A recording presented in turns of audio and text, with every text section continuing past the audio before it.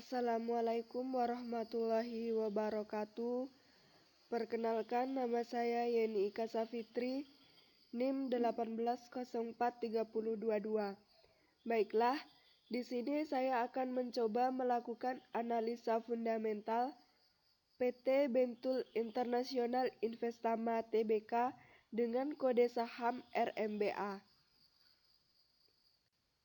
Disclaimer dari analisa fundamental yang saya buat ini adalah yang pertama, saya belajar analisa fundamental. Yang kedua, untuk memenuhi tugas teori portofolio dan analisis investasi. Selanjutnya, bisnis model dari PT Bentul Internasional ini adalah PT ini bergerak di bidang perdagangan umum, industri, dan jasa. PT Bentul Internasional ini adalah perusahaan tembakau global atau bisa disebut juga sebagai perusahaan rokok terbesar. Perusahaan ini berpusat di Indonesia, untuk lebih tepatnya lagi di Jakarta dan Malang. Kegiatan perusahaan ini berupa riset dan pengembangan, pemrosesan daun tembakau dan cengkeh, manufaktur produk tembakau termasuk pemasaran dan distribusinya. Perusahaan ini didirikan pada tahun 1930. Untuk sumber income-nya adalah penjualan, karena output dari PT ini berupa rokok. Kepemilikan saham 92,48% dimiliki oleh British American Tobacco dan 7,2%-nya lagi dimiliki oleh UBS AG London Asia Equity. Selanjutnya, untuk revenue dari PT Bentul Internasional ini dapat dilihat pada tahun 2014 sebesar 14.489.000 dan 2015 meningkat lagi menjadi 16.814.000. 2016-2017 selalu meningkat, dan untuk tahun 2018 mengalami penurunan ke 2019, kemudian meningkat lagi pada tahun 2020 menjadi 15.191.000. Untuk 2019 kuartal 3 ke 2020 kuartal 3 mengalami peningkatan. Selanjutnya, untuk net profit dari PT Bentul Internasional Investama pada tahun 2014 itu mengalami kerugian sebesar 944,454. Ini dalam jutaan rupiah. Pada tahun 2015, 16, 17, dan 18 itu masih mengalami kerugian, tetapi pada tahun 2019 PT ini berlaba. Pada tahun 2020 ini hanya prediksi. Untuk lebih tepatnya lagi, lihat di laporan keuangannya. 2020 ini masih mengalami kerugian. Untuk 2019 kuartal 3 dan 2020 kuartal 3 ini mengalami penurunan. Dapat dilihat 170.871 menjadi 27.416. Selanjutnya, untuk aset pada tahun 2014 sebesar 10.821 meningkat pada tahun 2015 menjadi 12.667, kemudian meningkat lagi ke tahun 2016, 2017, 2018, 2019. Kemudian pada tahun 2019 ke 2020 mengalami penurunan.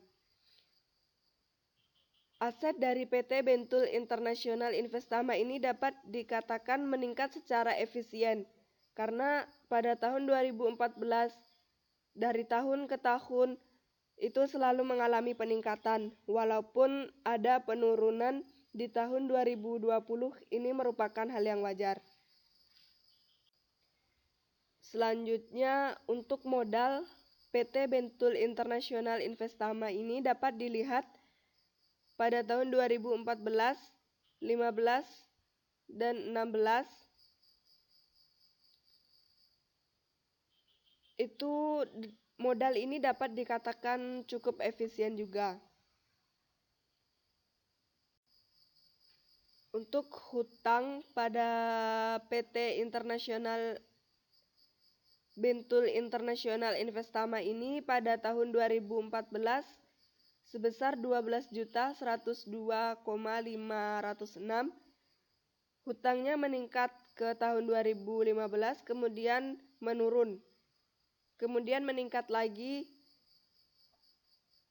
Hutang ini dapat dikatakan cukup produktif juga karena hutang ini yang akan membiayai PT Bentul International itu sendiri.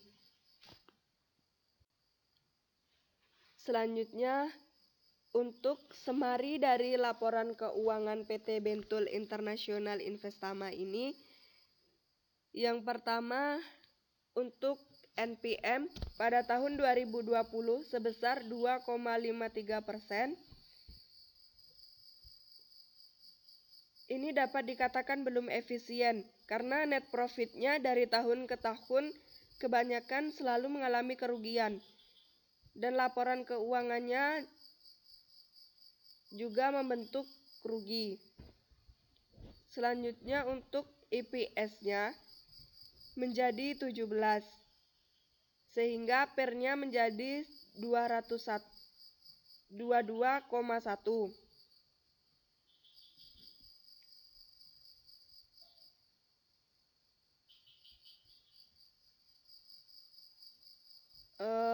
Untuk BV-nya berada pada 201. Rata-rata dari BV ini 200 ke bawah. Dibandingkan harga sekarang, PBV-nya menjadi 1,87 kali. Untuk DER-nya menjadi 0,47. Ini belum mendekati ke modalnya. Selanjutnya untuk ROE-nya menjadi 0,5%. Rata-rata dari ROE dari tahun ke tahun ini masih di bawah 9%. Selanjutnya untuk ROA-nya 2,36% pada tahun 2020. Rata-rata dari ROA ini dari tahun ke tahun masih di bawah 8%. Pada saat video ini dibuat, harga saham berada pada 376 per lembar. Dengan analisa fundamental saya ini, saya mendapatkan nilai intrinsic value-nya sebesar 370. Selanjutnya kepada kesimpulan. Untuk produk dan jasanya saya berikan status oke, karena produk dan jasanya ini juga sangat banyak dibutuhkan masyarakat, walaupun ia sering mengalami kerugian. Selanjutnya untuk GCG-nya saya berikan status no karena belum bisa mencetak NPM yang meningkat. Dapat dilihat pada semari tadi karena NPM-nya masih rendah. Selanjutnya untuk revenue saya berikan status oke, walaupun revenue ini sedikit mengalami penurunan dan itu merupakan hal yang wajar.